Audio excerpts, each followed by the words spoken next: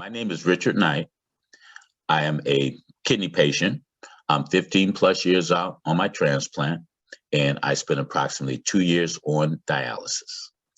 Drug-induced kidney injury is of great concern to me because as a kidney patient, I want to be certain that when I take a certain medication, if I'm in the hospital, an emergency room, that I'm not going to be given something that may cause harm to me.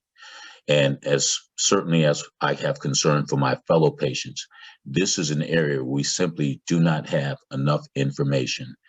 The DIKI Biomarker workshop is important to me because, in a word, it represents progress.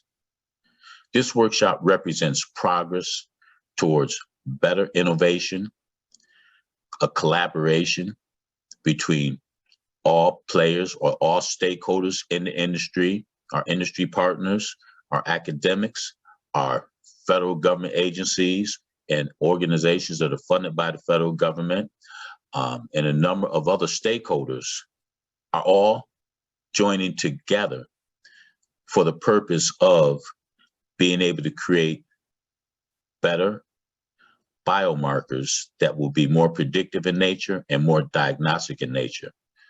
And what that leads to ultimately is a better quality of life for our patient community.